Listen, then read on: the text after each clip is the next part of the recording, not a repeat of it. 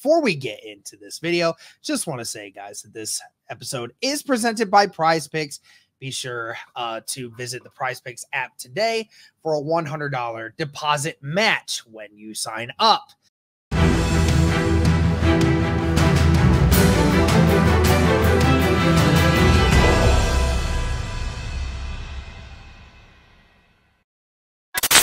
What is going on, Colts Nation? Welcome back to another episode of Bring the Juice.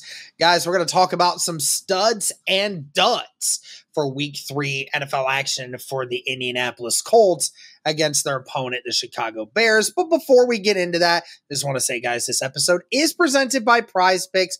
Be sure to visit the Prize Picks app today and use the code BTJ for a $100 deposit match when you sign up. Now, of course, guys, this list is going to look a lot more skewed because, of course, after a win, there's usually a lot more studs than there are duds, which is definitely a good thing. And we'll go ahead and just hop right into it here. Cody, first things first, you got to talk about the MVP of the game, and that was Jonathan Taylor. 23 carries, 110 yards, 2 touchdowns. Back-to-back 100-yard rushing performances for Jonathan Taylor. I mean, Taylor's looking healthy, Cody, and it's showing you that, like, when the Colts decide to dedicate themselves to running the football, things tend to be pretty good for this Colts offense. I know they're struggling in other ways with someone we're going to talk about here in a minute, but when the Colts decide to run the ball with Jonathan Taylor, good things just seem to keep happening. I mean, that's why, Derek, when we talked about some of the potential awards for this upcoming season, I had Jonathan Taylor in both Offensive Player and the MVP because he is just that valuable. I mean, you can say all you want about Anthony Richardson. We've been talking about him all offseason, but, I mean, Derek, it still is Jonathan Taylor's offense. The offense still starts and ends with Jonathan Taylor, as we saw last week even, when the Colts didn't have him in the game and their offense sputtered down the stretch when they needed it. And so, yeah, Jonathan Taylor, I mean, definitely one of his best performances this season, and also the most volume he's gotten really this season as well. So, yeah, this is something that the Colts need to continue to do is just give Jonathan Taylor near or over 28 carries per game. I mean, that's what you need to do. The offense has to flow through him first. And, talking about just the idea of taking pressure off of your young quarterback, I mean, what better way to do that than to pound the ball 20-plus times with your stud running back that you just paid a crap ton of money to last season? Not even last offseason, last season. If you remember, week 3 last season, you paid him. So use him, right? And I understand all the things about, keeping him fresh and stuff, but there's just a time and a place, Derek, where you need to rely on JT to do it and to really win you that game, and that's what he did in this game for the Colts offense. He kept things going, and Derek, while it still has a ways to go from a time of possession standpoint, that's why, Derek, you finally saw the Colts start to get a little bit closer and not be completely decimated in that area of the time of possession game. Running the football certainly is a good way to do that for the Indianapolis Colts, and just sustain drives, give your defense a break a little bit. Jonathan Taylor does all that, and he's just a phenomenal player. What else can you say? I mean, his vision on that first touchdown run, just next level. I mean, insane. So Jonathan Taylor, what can you say about him? One of the best running backs, if not the best in the NFL from a pure runner standpoint. You have to talk about Jonathan Taylor as just that guy that the offense goes through. That's your alpha on the offense. That's what you do. And to no surprise of anyone, Jonathan Taylor is, I would say the MVP of this game, Derek. I mean, for sure, for this offense. Oh, yeah, 100%. All right, we move on to the unit that helped him to get to that point, and that's the offensive line. I mean, we don't really want to point one individual finger at anyone because, for all in all, the Colts offensive line as a whole did pretty good, especially on some of those big runs that Jonathan Taylor did have, and even got Trey Sermon a touchdown as well. If anyone hasn't seen the clip of the Colts that they put up from yesterday with the offensive line and Anthony Richardson pushing Trey Sermon into the end zone, I highly suggest you go do that. It's comedy gold. But yes, the offensive line, again, only 1 sack in this game for Anthony Richardson, almost was 2, but I mean, again, in the grand scheme of things, only 1 sack is a very good output for this offensive line. And again, being able to run the ball consistently with Jonathan Taylor and Trey Sermon, this unit just continues to be one of the best in the NFL, Cody. And I mean, there's just not much else you can really say about it. And Derek, dare I say, was this maybe not their worst, but I don't think it was their best performance of the season, their offensive line.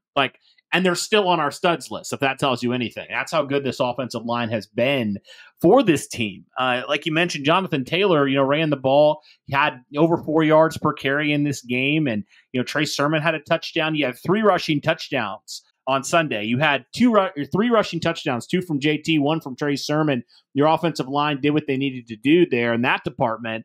And then, like you mentioned, they protected Anthony Richardson pretty well. Now, I will say, I know we don't have them on the list, but Ryan Kelly, Will Fries, not their greatest performances, but the fortunate part for the Colts is that really everybody else played very well. Bernard Ryman, Quentin Nelson, and Braden Smith, at least according to PFF, had really good grades. So this offensive line continues to move people. This offensive line continues to protect the quarterback, and it's a unit that frankly should. And so, what can you say about Tony Sperano Jr., the job he's done with this group? I mean, just another strong performance from them. And against, Derek, mind you, a Chicago Bears run defense specifically that was now no slouch. This isn't the Green Bay Packer run defense. This is an actual legitimate run defense that could stop some people. I mean, you saw what they did against the Houston Texans only a week prior, right? Yeah. They couldn't get the ground game going, right? So this is a unit that definitely can do some things. And just want to give them credit, and this offensive line credit.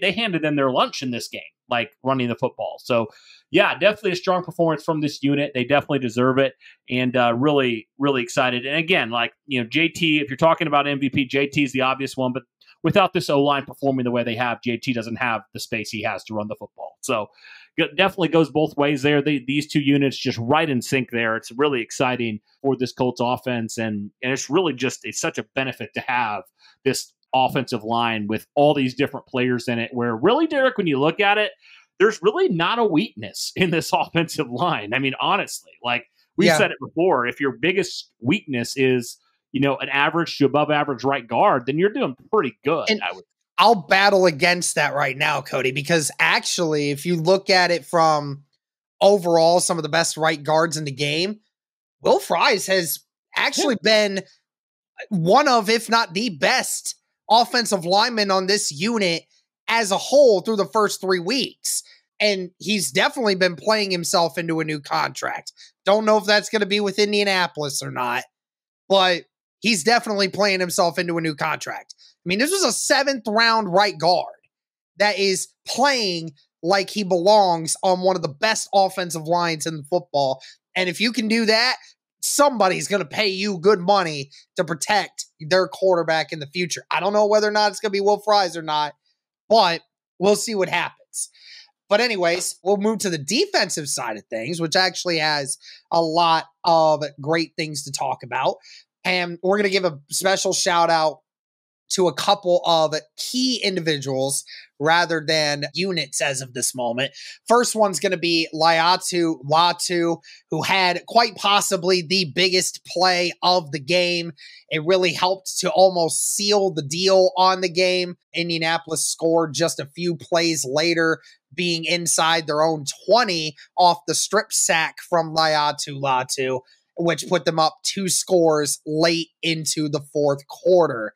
But yeah, I mean, with Laiatu Latu, Cody, I mean, it's funny because people will say, oh, he had the one play, the one stat. No, if you look at it from that perspective, he had 7 pressures on 28 snaps, on 28 pass attempts.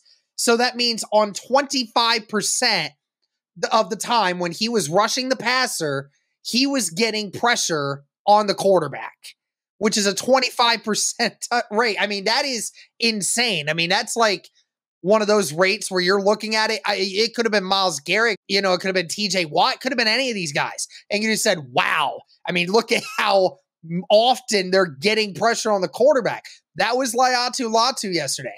He didn't force a ton of big stats, but I can remember a couple where, that I think his first pressure, he caused an incompletion for Caleb Williams. One of his other pressures early in the game resulted in a hold because he forced Williams out of the pocket because of it.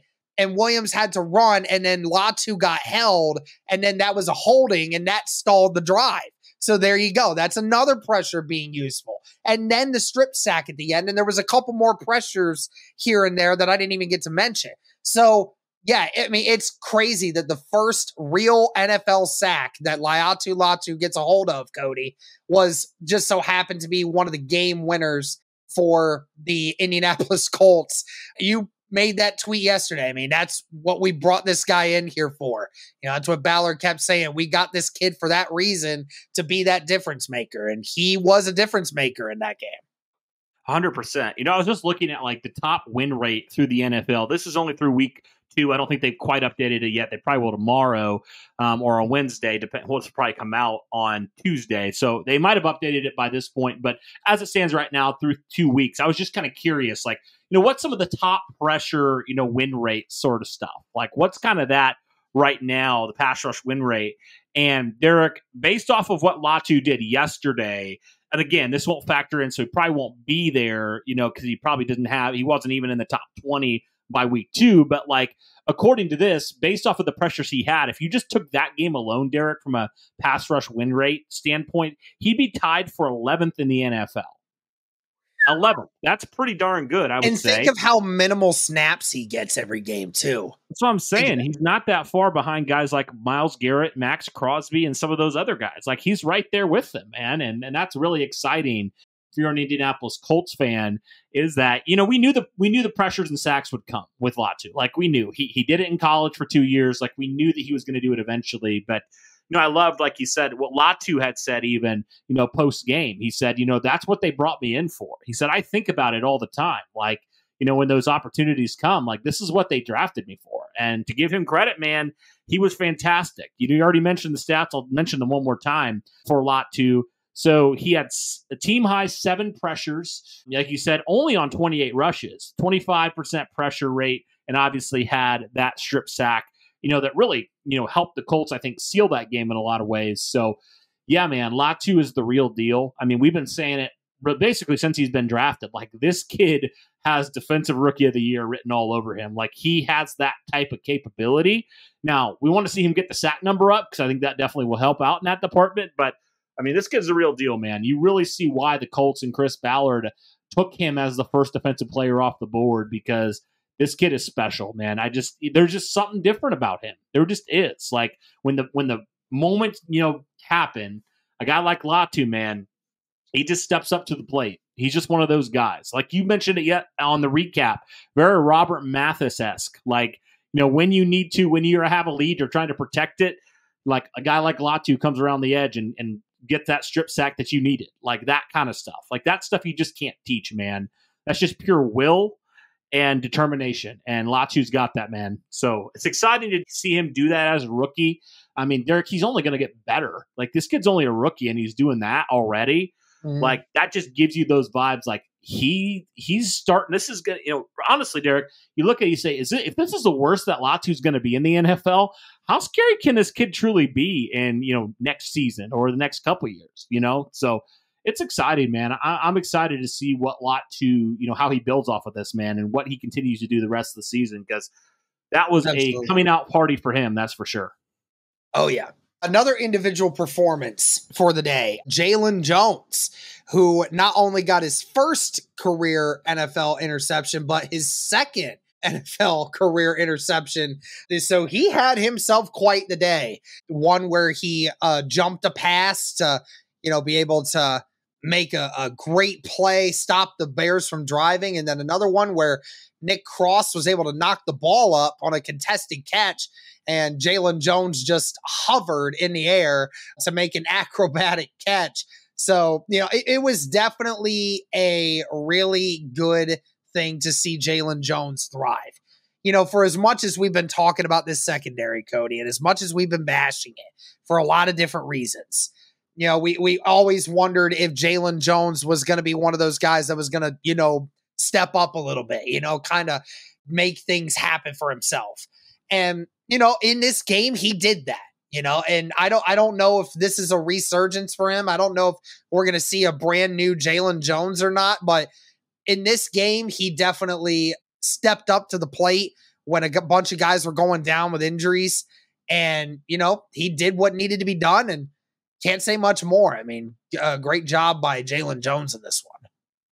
Absolutely, man. Absolutely. I mean, we gave so much flack to Jaylen Jones. Like you've seen it. I mean, we've seen it online, and just even, we've, been like, come on, man. Like, I know you're still a rookie, but you got to figure it out, man. Like, and, especially when Juju Brents went down for the year, I mean, we're like, oh my gosh, we're screwed. We didn't even give Jaylen Jones any credit he probably deserved, man. Like, yep. We're like, our cornerbacks were cooked, man. We're done. Like, that's how we felt in a lot of ways, because it's like, your best player is gone, or your best outside corner at that time is gone for the year.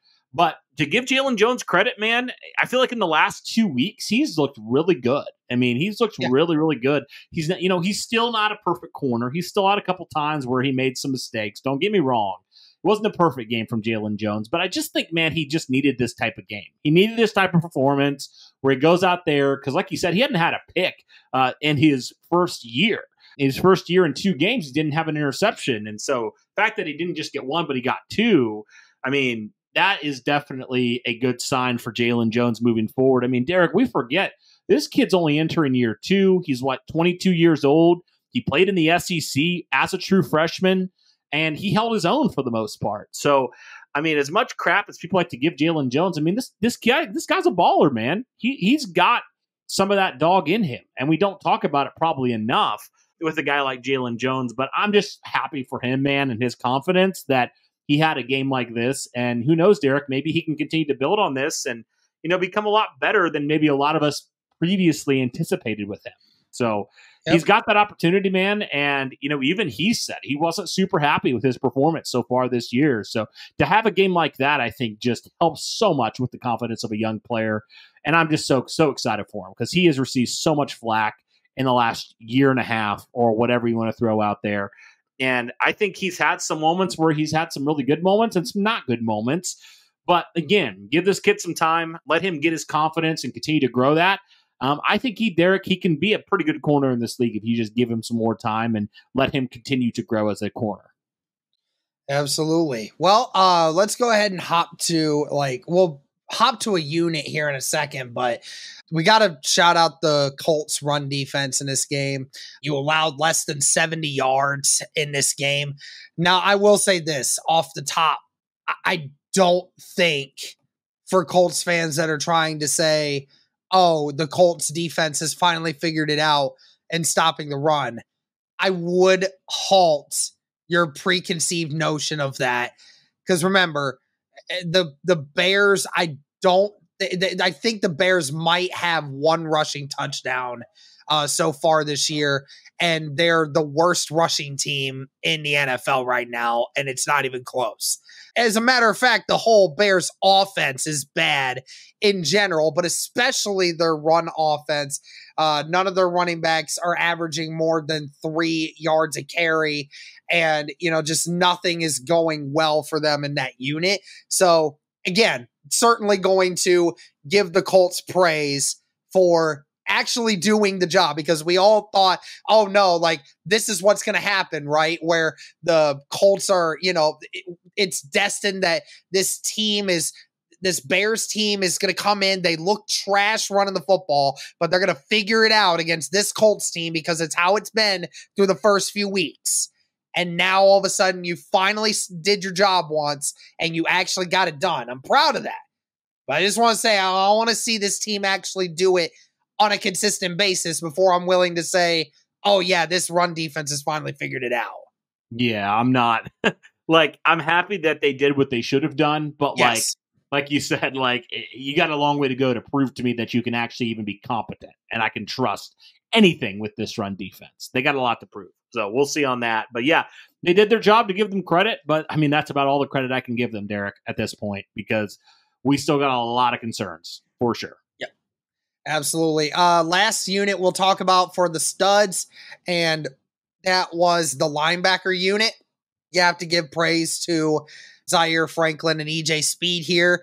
Led the way with 27 tackles between the two of them. We were calling him out last week, Cody, and I think everyone in Colts Nation was like, hey, you were talking all this smack about what you were going to do, and you guys are looking like you don't even belong on the football field at this point. And then, you even said it like you questioned your own toughness and your own mentality at certain points after that game. And, we're like, okay, can you get it figured out this time? And they certainly did. And, I think in part of that had to do with the Bears' offensive line just being trash. But at the same time, Zaire Franklin and EJ Speed actually played with some tenacity. They played with aggression. They actually went downfield, made contact, and were like not trying to rub off on guys. They were actually enforcing contact and forcing these linemen to have to try to block them rather than just getting sealed off. So, I mean, again, it took a mentality change, and regardless of how bad the Bears are at running the football, I mean, you had to fix some things, and Zaire Franklin and EJ Speed definitely played a lot better in this game than they did in weeks prior. And unfortunately, they still weren't that great. They were, like you said, like in the run game, Zaire Franklin definitely played well. But Derek, I still don't feel like they're playing at the level we're used to them playing. Like even last year, I still saw Zaire Franklin missing tackles he would have made any year before that. And also we talked about even with like the tight end, allowing Cole Kmet to do what he did in that game. Like that kind of stuff in the coverage game is worrisome a little bit. But yeah, I'll give them their credit. I'll give them their props. Much better in Sunday's game than they've been in the past. Not a super high bar, but, I'll take it, I guess. When it comes to that, I know with the run game, we didn't even mention some of the defensive linemen, Tyquan Lewis, Raekwon Davis making some plays in the backfield as well. Mm-hmm. So the run defense, I thought, did really, really well as well. Also want to give a quick shout out before we go to the duds. Addy Tomiwa, not his first career, but his first sack of the season. I know he had a sack and a half or something against the Carolina Panthers, but he had a sack, and that was definitely cool to see him because we haven't really seen a whole lot from him. Taven Bryan had a sack, which is kind of wild. But those were some other guys I wanted to just quickly give a mention to.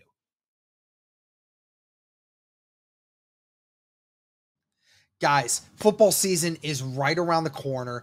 Definitely got to make sure you're getting in on the excitement with Prize Picks, America's #1 fantasy sports app. You guys can now win up to 100 times your money with as little as 4 correct picks, guys. You can turn $10 into $1,000 with any entries today on Prize Picks, America's #1 fantasy sports app. I mean, guys, look, I'm looking at some of these entries here. And if you're an Indianapolis Colts fan like myself, which you probably are because you're on here right now, well, I'm just looking at some of these season numbers here. And some of the stuff for Anthony Richardson, I have to get in on. Guys, we have one right here where it's 7.5 on the season rushing touchdowns for Anthony Richardson. Folks, Anthony Richardson had 4 rushing touchdowns in just 10 quarters of football last season. What do you think he's going to do this year when he's actually healthy and fully capable of going? Now, obviously, they're playing into the fact that they think he might get injured. Anthony Richardson doesn't. That 7.5 is an easy more when you want to talk into that one, guys. So make sure you are getting in on the action of getting some of these numbers for Anthony Richardson and other Colts players as well. Remember, guys, be sure to download the Prize Picks app today and use the code BTJ for your first deposit match up to $100. Yep, absolutely. Well, that's it for our studs, guys. We can go ahead and head to the duds. I think the first one that you have to definitely mention here, and it's the obvious one, is definitely Anthony Richardson. And, again, we've sat up here. We have we're definitely giving him grace. We're definitely going to give Anthony Richardson the chance to, be able to improve and all these other things. I mean, it's going to be a thing in progress. But as far as, discussing this game at hand, definitely we can say he was a dud in this one because, Anthony Richardson in part ways was a reason why this game was so close to begin with, because a lot of drives were not being continued because Anthony Richardson, you had 2 interceptions on the day and you had no touchdowns to show for it, and just was insanely inaccurate in some of the throws that he was making. Cody, I told you that as far as his decision making and where he's going with the football, I told you outside of that one throw that he's made to Michael Pittman in that second game against Green Bay, I don't think there's a throw that I disapproved of him throwing to that guy in that situation. I think that the problem you've had is he's just not making the throws right now. And a lot of issues go into that, and a lot of it is mainly his mechanics. Some of these deep throws that he's trying to make, he's not getting the right touch on the ball, and that they're sailing because he's putting way too much on it. And he just doesn't have the touch to get it to the wide receivers, even when they are very much open. And I think he even said it after the game that, like, hey, I put way too much pressure on myself because when I'm messing up, I take that stuff personally and I don't want to have that affect me, but it does affect him. And I think it's causing him to feel a little less confident in himself because he's just upset at himself for missing some of these quote unquote easy throws. And I think that's the thing right now is I have no problem with his decision making when it comes to actually where he's throwing the football to. Right now, he's just got to get more accurate, and it's going to take more of those reps, as much as Colts fans don't want to admit it, but he's just got to get the reps. He's got to learn to set his feet whenever he throws and, just be able to do those sorts of things, or else he's just going to keep sailing it over wide receivers' heads and we're going to keep seeing interceptions like we are. I would disagree with you in the fact that there were at least 2 decisions yesterday that I thought were terrible. The one in the red zone, I know it was tipped a little bit, but Derek, just don't throw that. Throw it away. Don't even give him the opportunity. Just live to fight another down. That's kind of what I kicked the field goal, at that point. And then also the one that should have been probably a 3rd interception where he's going down to the ground. He throws it up very Carson Wentz-esque right there. And they said it was incomplete. It was going forward. I mean, just like things like that, like just live to fight another down, Anthony Richardson. You don't have to make every play. I know that was a similar issue we had with Andrew Luck, although it was different, a little bit different in terms of sliding. But just that mindset of like, look, man, like you can go down, like we can be fine as long as you don't make a bad play worse by trying to like be Superman. Just sometimes it's okay. Like it sucks, it's unfortunate, but I'd much rather you take the sack than make it even worse and compound it and make it a turnover, right?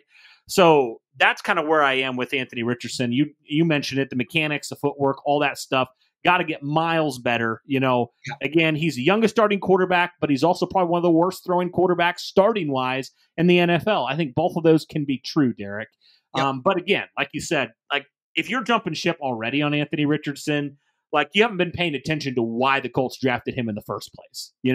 It's like you drafted him, knew he was a project, knew by far out of the, even out of the 4 quarterbacks that were taken in the first 2 rounds, or the 4 quarterbacks that people thought were potentially going to go in the first round. I'll throw Will Levis in there. I mean, Anthony Richardson was by far the rawest prospect. I mean, not even close, man. Like every single other quarterback in there had multiple years starting or, had so much more experience just playing the game of football. So I'm not shocked that Anthony Richardson essentially is having to start over when it comes to passing the football, right? Because he was never a pocket passer at Florida. Like he's having to learn all these things here, already, and he hasn't even played a quarter of the season. That's kind of where I stand. It's like we haven't even played a quarter of the season, and people are already ready to, ship him out of town. I'm just like, look, he may end up being a not good quarterback in this league. He may end up being a bust. Like I think we could say that he might, but it is far too early. I don't have any issues, Derek, with people saying Anthony Richardson's terrible right now. He needs to be better. Like, we will wholeheartedly agree with that. My problem is just like the win, like doing it now. How does that help you out in any capacity? I mean, Derek, do I need to pull up the quarterbacks list before Anthony Richardson came here? I mean, no, please don't. Colts fans had to sit through Scott Tolzien, Matt Ryan, to just name a few, had to watch Nick Foles die on the field, essentially. Yep. Right? Like, we had to watch that. We had to endure that. For years, we've had to endure that. And, we were clamoring for years, rip the Band-Aid off, take the franchise quarterback. Right? We were clamoring for that forever. Stop kicking the can down the road, Ballard. Take the bat off your shoulder, right? That's what we were saying. Swing for the fences. And he did. He did. He listened. He did it. And, he took the quarterback that everybody said, yes, his potential is probably the best of any in this class, but also his floor could be the worst in this class out of the four. Like, we knew this. It wasn't a shock. So to see him struggling in essentially his rookie season, why are we ready to just be done with him? Why are we ready to be done with him? Is he not a good quarterback right now? Yes, he's not. He's not a good quarterback. His decision-making, like you said, it's all right. Like, he's had some moments where it's not been so great, but he's had some moments where it's like the idea was there. You knew where to go with it, but you just weren't able to from the mechanics issues and the inaccuracy issues. You weren't able to get it there, right? And it turned out to be, instead of a beautiful throw, to where it needed to be, it was off because you just didn't have the proper mechanics at that point, right? Your accuracy isn't where it needs to be. So I think both those things can be true, Derek, that he is young, he is inexperienced, but he still has a long way to go. And we have no problem putting him on this duds list because he was a dud. I mean, he was the reason. He was a dud in that game, yes. He was the reason, like you said, why that game was close. I mean, honestly, Derek, like, if you had a quarterback that played halfway competent, you blow the Bears out. I mean, I have no doubt. You blow the Bears out in that game. Again, reminder is, like, for those that are saying put Flacco in, you win 9 games. You pick middle of the pack again, and what does that do you? Your quarterback that you drafted is still underdeveloped because you didn't let him play, and then you won a bunch of meaningless football games. And now you don't draft and a higher draft pick because you won more games that meant nothing. I mean, that's ultimately what you're getting here. You put Flacco in, you may win 9 games. You might win 10 games, potentially, if you were to somehow, like, just set the league on fire at the end of the year, which any Colts fan will tell you that right now this team is not ready to do that. And you could do that. But then you might make the playoffs. You get jumped in the first round, and then you're picking in the 20s, and then it's like, for what? What does that do you now? You still don't have a quarterback. You still don't have the quarterback. And now you just got a worse draft pick out of it. So it just doesn't make sense from a lot of different things. Again, just let Anthony Richardson keep figuring it out. Now, another dud. This is what I'll say before. I'm sorry, I know we've been on this for a while, but I tweeted this out a couple days ago from the time this drops. It's like, look, like, call me crazy, but I'd rather just be bad with a young quarterback than be mid with an aging quarterback. Like, that's what the Colts were, Derek. We were that. Like, we didn't have our franchise quarterback, and we weren't bad enough to potentially get another one. We weren't good enough to do anything in the playoffs. So I'd rather do that. Like, I'd rather do that. As much as some other people don't like that, like, I think the worst thing you can be is mid and boring and old at the most important position in sports. Like, that's the worst place you can possibly be. So that's why I'm like, I would rather do that. Like, I would rather do that, to be honest with you. Let the kid play. If he's bad, okay, we look at a new quarterback. If he's not the guy, like, busts happen, man. Like, it's happened before. It'll probably happen again, like, that's the reality of the NFL. But at least take the swings, man. Take the swings. Because we cannot go back to where we were. We just can't. Can't be doing that. Yeah. All right. And another person here that I am going to put a dud on, I'm actually going to put Shane Steichen in this category here. I don't think he was necessarily terrible in this game, but I felt like there was some situations where it's just like, man, I just didn't agree with some of the things that we were doing.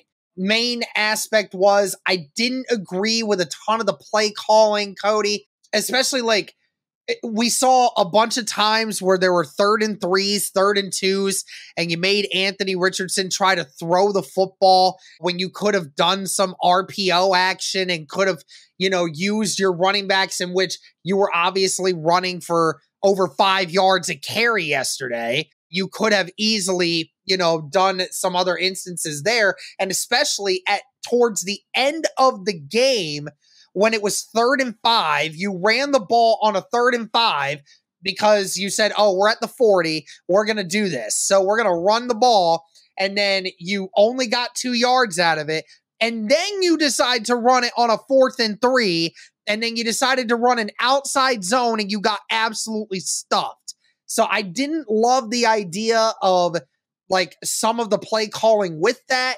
And especially at the end of the game, when the game was still on the line and there was just over 2 minutes left. There was 2:01 left on the clock and the Bears were kicking off to you and your kick returner is back there and you didn't tell him, listen, there is 2:01 on this clock. If you catch that ball, run it out. I don't care where you end up. Run it out because you will then forfeit the Chicago Bears' ability to use that 2-minute warning as a timeout. So, but he didn't do it. Anthony Gould did not return the football when he got it in the end zone.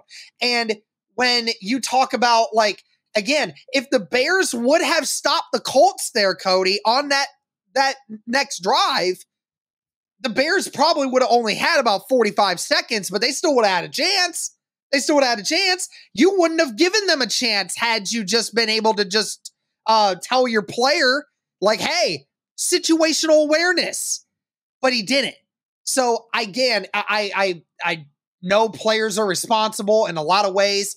Anthony Gould has had a lot of foolish mistakes so far as a rookie and not understanding where he is at times. But that's also on Shane Steichen for not being a coach and saying, hey, this is the situation you're in. And it's not even just Shane Steichen in general, but also the special teams coordinator who is not telling this kid, this is the situation you're in. These are the options you have. That could have came back to haunt the Indianapolis Colts if things would have went a little differently. Thank God it didn't. But the coaching there, it was suspect in some of those moments. And even that one earlier, Cody, that play that you were talking about with Anthony Richardson, how it should have been a pick. I hated that play call. 4th down and goal at the 2, or 3rd down and goal at the 2, and you're not running the football at the 2-yard line. Like, what is this? What are we doing here? Right. There's been multiple times this year. I mean, even the Green Bay game, Derek, last week, like where you're like, what are you doing? Like, why are you trying to go outside on a 4th and goal, like 4th and short? Like, why are we doing that, man? You have the best running back in football. Like, why don't you run the ball with him? So there's been a lot of moments, Derek, this year where I'm like, what is Shane Steichen thinking? Like, it's just been a lot of worse, I think, just situational calls for Shane Steichen this year. And it's kind of getting me a little nervous, Derek, is like, this is just who Shane Steichen is. Like, last year he was so much better and the Colts were so much better, right, in situational things. And it's not even just like the quarterback, like it's just situational routine things that the Colts would have done last year. And they just haven't been doing that as much, or the play call has been different than it would have been a year ago. Like, don't overthink it, man. Don't get so cute out there. Just make it happen, man. You have this offensive line that you invested so much money and draft picks in. Why are you trying to go outside? Like, why are you trying to throw with your quarterback who is struggling when you have a running back that, like you said, that you're averaging 5 yards a carry? Why are you doing that? Like, just things like that just doesn't make sense. And yeah, some situational things, which it stems from coaching. Like, you have to make sure your guys know situationally what they're doing, where they're supposed to be, all that kind of stuff. Now, again, the players have to execute that. But things like that, like you mentioned, kneeling it down, like, no, you take that out, man. Like, that's just common sense to anybody. So, yeah, definitely not Shane Steichen's strongest performance, no doubt about that. And they got to figure it out, man, because it's been an issue multiple times this year. Absolutely. Well, and I guess the last thing we can really talk about, I mean, it's not really like any position group, but it's not people. It's just kind of like a circumstance of health. Colts lost a lot of players yesterday, Cody, especially at the very end of that game, and that was causing Caleb Williams and company to throw the football all over the place. You lost another defensive lineman in Kwity Paye at the end of the game. Kenny Moore was out for several plays at the end of that game. He was dealing with some issues, and even Dallas Flowers was having issues with some injuries as well. So it was definitely a wild sort of situation for the Indianapolis Colts at the end. Thankfully, it didn't cost them the entire game. But as far as like what it goes with Paye and goes with Moore, Steichen still won't comment on their injury status at this moment, which definitely leads you to think that there could be some issues with those guys going forward. So, yeah, it did stink to lose a lot of our guys, especially at the end there. Yeah, it was like they're dropping like flies. I was like, what is going on, man? Like, why is everybody getting hurt on this one drive? It was crazy. Yeah, it was bad. And honestly, gave the Bears life, which sucks. But hopefully they're good. You know, Kwity Paye sounded optimistic. Obviously, we don't have any really updates on anybody yet. So I guess that's something we'll have to monitor throughout the course of the week, guys. But yeah, that'll do it for this one. Let us know your thoughts here on some studs and duds from the Colts' first victory of the season. That'll do it for this one. Thanks so much for tuning in. And as always, guys, go Colts.